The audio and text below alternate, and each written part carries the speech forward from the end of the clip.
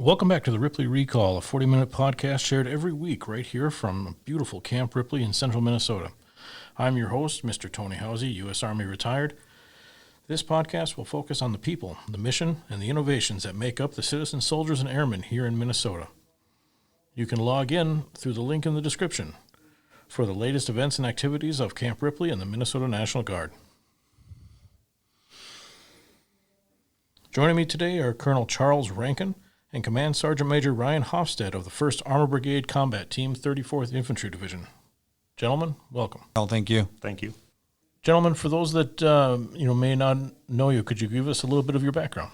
So I grew up as a 11 Charlie Mortarman and then became a 19 Delta Scout and then became an engineer. So I've been in many of the battalions within the brigade growing up through there. Was a first sergeant in HHT and then the CSM of the 9-4 Cab before coming to the Armored Brigade Combat Team. Kind of a crazy story, but I grew up on Little Falls, and I always heard about Camp Ripley, drove by it, and then came out here as a high school senior when I was a senior at Little Falls, and with Mike Bellows, and all of a sudden, 9 months into my freshman year of college, I joined the Guard as a fueler at the 434th MSB back in 1994.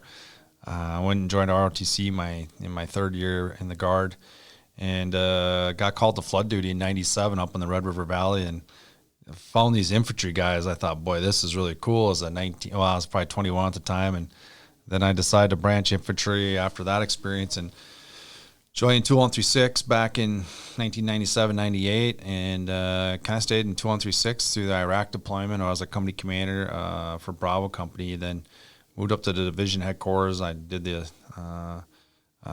some time there, went back to 136, deployed to Afghanistan, and then became the G5 of the division. Got selected for battalion command at 2135, deployed to the Horn of Africa with that team, and then I got really fortunate to come back and take brigade command here for 1st Brigade.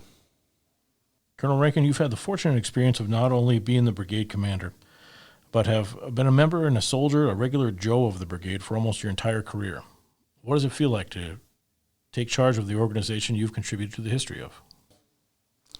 Yeah, I share with people. I enlisted in this brigade when I was 19 years old as a private, and now being the brigade commander, it's 28 years in the making. My son, he's going to join ROTC, but he said he'd like to just start as a captain. So I was like, well, it doesn't quite work that way. But, for me, joined the Army in 94, making E4, then a cadet for a couple of years, and then becoming a lieutenant. What I've watched from the Guard that we had in 1994 was, that old motto of 1 week in a month, 2 weeks a year. Well, that doesn't really hold true. I think everybody kind of knows that about the Guard. But I'd also say with that is just how technical and also how capable the Army National Guard is, and how integral they are as a ready force versus a reserve force. And so, evidence is going to be seen here, what we've done the last, I'd say since 9/11. Since 9/11, I don't know if your rucksack ever sat down for more than a year. What we ask our soldiers to do over a 2-week period, what we do in a weekend. The fact that when I grew up as a lieutenant, used to hear about NTC back in 1980, and now it's an event that happens every 4 or 5 years for the brigade. Just the rapid transformation of the brigade over at least since 9/11, which I'm realizing I was a teacher too, and I remember being a teacher in my classroom when 9/11 happened, and now I have kids that were born well after 9/11, and they really look at you like, what are you talking about? In that time period, to see the complete transformation of the Guard, it's pretty amazing. And I think what's even more amazing, that the ability of all of our members of the current brigade, how much they're asked to do, and they do it so extremely well and don't really question it. It's like, I don't know if I could have took the platoon or company I enlisted to in 1994. I don't know if they'd stay in the Army for more than a year if they just came in and we changed our training schedule to what we do today. It's amazing, I guess, what I would share with you. So our major, kind of the same question. Have you always thought that you would be a sergeant major coming up through the ranks? Absolutely not.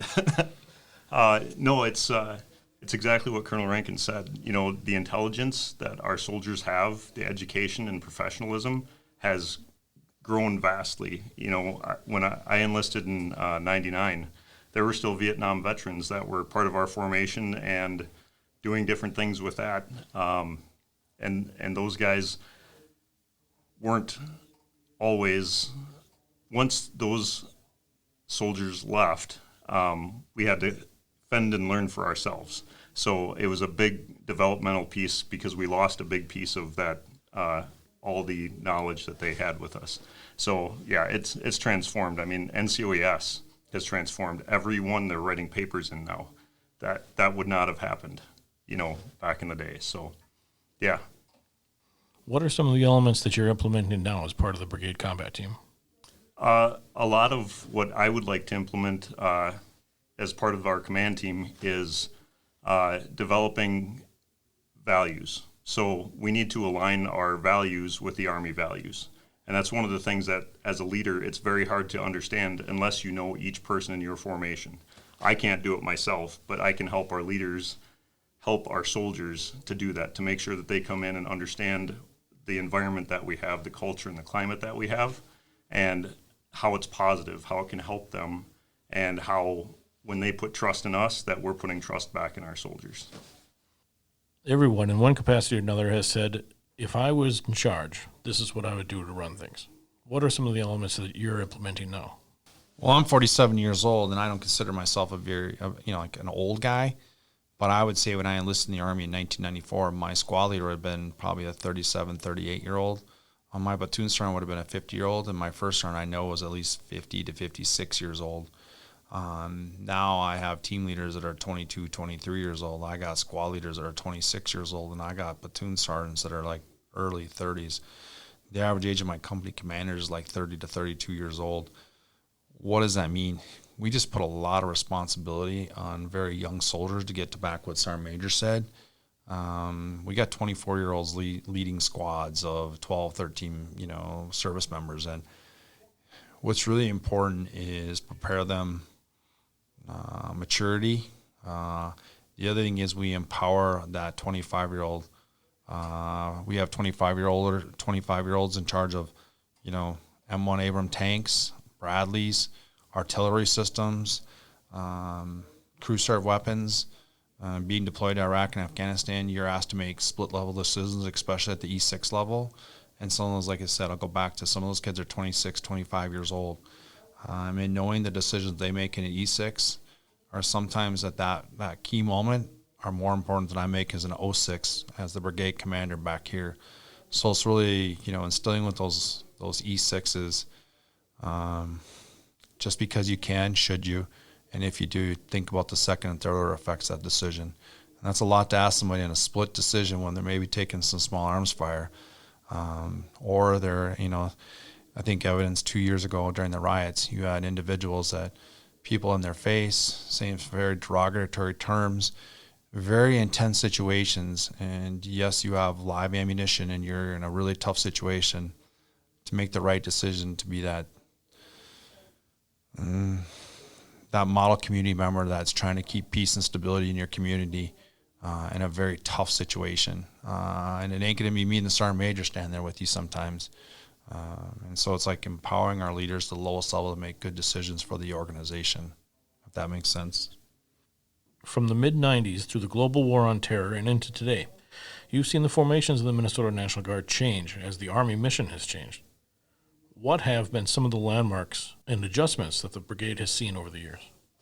I'd say a key piece is the modernization piece. So, when I joined 2136 in 1997-98, it was a really big deal to have external evaluators come up to Camp Ripley and take a clipboard and follow behind you and say how well you did a battle drill or a lane. Now we've shifted it to is the modernization of our equipment and getting deployed as an ABCT. So back in those days, it was a heavy division or a heavy brigade and almost separate battalions. Now we, as an organization, we're one of 5 ABCTs in the whole National Guard. There's only 9 in the entire active duty component. And so what's asked of the ABCTs is used to be on a 4-year rotation. You'd be home for 4 and then deploy. Now we're on a 5-1 model where, actually you were home for 3 and deployed the 4th year. Now we're back in a 5-year model. Only thing I share with that is that that's why there's a demand, because there's such a low supply. You typically have 2 in South Korea, you got 2 in Europe, and then you had rotational forces into Kuwait. Now the National Guard owns Kuwait, so it's constantly a pull on the ABCTs. So I think for a lot of people that might be listening, why the op-tempo of the National Guard? I'd also say that the active duty component probably lost almost 250,000 members. That's the cost of modernizing our military between the Navy, the Army, the Air Force. As anybody that's ever been part of a business, it's people that cost the most, not necessarily systems. And so sometimes I hate to say you got to sacrifice how many people you can have to make sure you have the right equipment. And I've watched that through our brigade. The demands increase because of just the low supply of the Armored Brigade Combat Teams that we have here in Minnesota. Would you agree that the modern battlefield is more technology focused and less focused on the soldiers on the ground? It is, to a point. That's where we want to be, right? Because if we don't have to put a soldier in harm's way and we can do it remotely, that's exactly what we want to do. But we can't substitute technology for experience, right? So as the colonel talked about, one of the things we've changed is going from a coin or a counterinsurgency fight back to large-scale combat operations. So as we're doing that, obviously everybody's technology has gone forward, but we're trying to get back to the experience that we had when I first enlisted, and we were doing, more TEPs and the different evaluations that they have at the platoon level that we'd get once every 5 years, to now that we can look at and do that ourselves and push that experience back for the leaders that are still around that have been through that. That's one of the biggest challenges that we have is, retention and keeping our soldiers around with all that experience. Is that part of the overall team concept that you're trying to build? Definitely. And understanding that. That's one of the things that helped me learn that experience is having been in the engineers, having been in infantry and armor and cavalry, is understanding how to use those team concepts together, especially when we look at the staff that have only been in as a lieutenant, as an XO, executive officer at the company level, and then come up to a battalion level, and they're trying to make a plan to integrate these two, and they've only done one thing or only partially done that one thing. So that's where our NCO Corps comes in and provides that experience, especially to the staff and advising the officers and the commanders. I also think that they have this military term now called multi-domain operations. And what does that really mean? I think if you've watched Netflix, you've seen Space Force, and it's kind of funny to laugh at it. Well, you consider that, you'll take what's going on in Europe with the Ukraine. Some of the artillery shells that you fire are just shooting rounds into buildings. While our modern military, we have satellite feeds, we have precision munitions, because in a lot of metro areas you do not want to have any kind of casualties. That technicality goes right down to that gunner on a gun tube, a tank commander, and so the team of teams from that Space Force is just satellite imagery, satellite communications, down to the UAV feeds we get, real-time intelligence, so you can make timely decisions to mitigate, civilian casualties or catastrophic, civilian infrastructures like hospitals and schools, to make sure that you can achieve your mission, but don't cause humanitarian crisis as the results of what you're asked to do, especially with the amount of firepower and lethality you have in an Armored Brigade Combat Team. So, you're working with lots of different teams from civilian organizations, governments. There's like a team of teams to do what we do, which in my mind, back when I joined in 94 for some college money and a fueler, it's what we do as an ABCT. It's just, I think people would be surprised what happens out here at Camp Ripley, or what the Minnesota Army National Guard is actually capable of doing and does fairly well. In your experience, are the formations able to be multi-domain, multi-theater, joint operations type organizations? Or is there a flexibility in there? So actually, we're on the annual training status right now for a couple of weeks. So, the sergeant major here, and we have our entire staff here. So one thing that's going to happen, and I'm guessing some people saw some trains coming back from Kuwait. Well, that's a bunch of equipment that was over in Kuwait. And that equipment is, really 1980s equipment. And so you're seeing modernization across the entire Army as we go back to what Sergeant Major said, a counterinsurgency, dismounts and civilian populations and some Humvees, and like even the Humvee vehicles going away, the Abrams tanks getting a major upgrade, our artillery system getting a major upgrade. You're seeing there are 6 major platforms in the Army. There's different platforms in the Air Force. So we as the Army National Guard, in the old days, we just have our old, I don't want to say round out equipment, whatever the active duty wasn't using, we would get.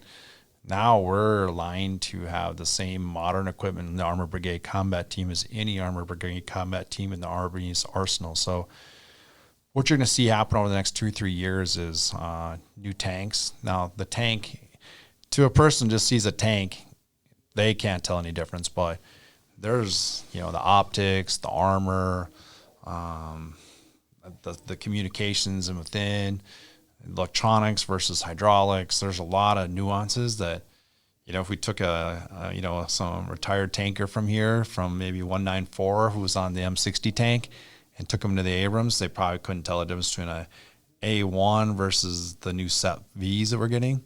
But a lot of capabilities. Sergeant Major is a master gunner, so he knows all the technicalities. The Bradley fighting vehicle looks identical, but there's a lot of things in there they've added since I crawled in Bradley in 97. So we're going to go through that whole modernization out here at Camp Ripley over the next 2 years. And then I think on the other end that's really important for people is that, that comes with 55, 56 days of money to get, all of our individuals that are on those vehicles fully trained so they know how to, fully utilize that platform to make sure we do what it's intended to do. Yep, and one of the biggest pieces for that is interoperability. So if we replace an active duty component or they replace us, we're on the same vehicles doing the same things. And the switchology is what we like to call it, is all the same. So it's not, back in the day when you'd have to manually move the knob to get to the range on the Bradley and try to identify it yourself. Now you have the laser rangefinder, and it's a simple button push, and you're right there. So definitely interoperability is one of the key components of why we need to do this as well. Is this teamwork important for the overall plan for modernization?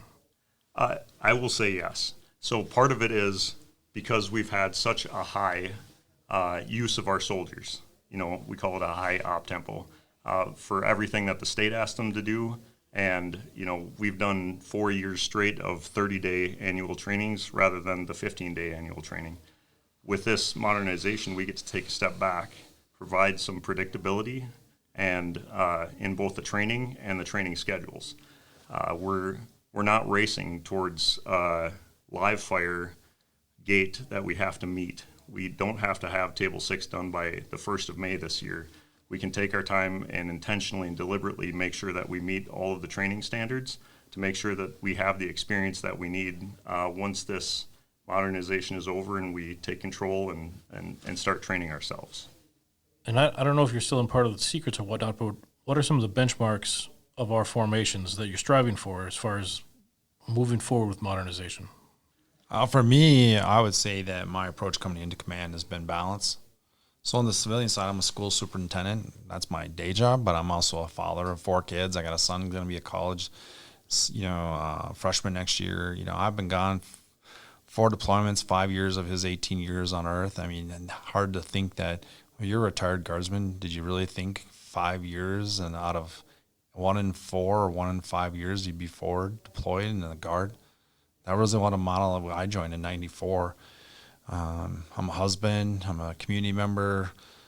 I think one of the things as we go forward, I think the secret to the next 2 years is recalibrating as best we can to protect that social contract that our soldiers have with their families, their employers, their communities.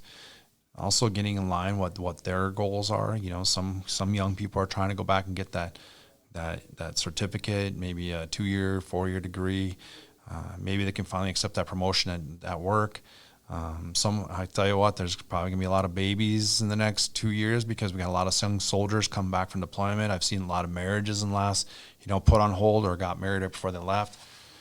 So I think one of the secrets is, as we modernize, as Sergeant Major alluded to, is that balance of what we ask our soldiers that we need to get done. Respect what we have done the last 4 or 5 years. Sergeant Major and I are very careful. When I see that young 26-year-old E6 who's probably on their second deployment, entering their second enlistment contract, we really need him to have a third enlistment contract. And so now's the time we need to balance a little. So as best we can, we're trying to prevent the extra stuff from coming in and saying, what do we have to do? Also realizing, though, we're one of the 5 ABCTs in the Guard, and one of the 14 ABCTs in the Army, and world events will sometimes dictate or determine how much your country needs you to fulfill its federal mission. While we're well aware that one particular incident doesn't even have to in Minnesota could ask us to do a state mission also. So, we're trying to protect that, and also coming out of a pandemic, which I don't think we're out of it. I think we're just maybe just in a better place for right now, that we're always ready to answer when we're needed. So trying to have that balance is what I know me and Sergeant Major over the next couple of years have been working really hard is, hey, how much do I need, Tony, this next year? Because let's get it back to 39 days, knowing full well we might have to have him do more. That's what we're working hard to do. Yep.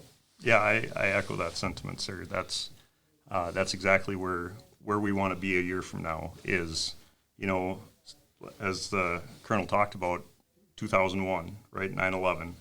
So we're just over 20 years past that. So a lot of the folks that came in at that time are now able to leave the organization at that 20-year mark for retirement. So obviously we need that experience. We want them to stay in. And how can we do that? It's creating the environment, creating the culture and the climate that makes them want to be here as much as we want to be here. Some predictability,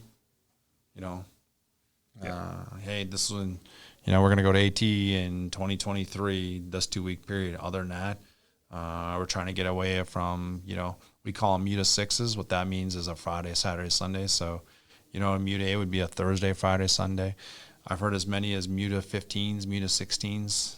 So me and Sergeant Major, how do we get this back to a max of a few MUTA 6s, which means, but if you live down in Winona and you're going to come up here to Camp Ripley to shoot, probably can't do that on a Saturday, Sunday. You'd spend all day Saturday getting up here. It gets dark. So, just trying to limit that as much as we can to allow our soldiers to be back home in their communities as much as possible.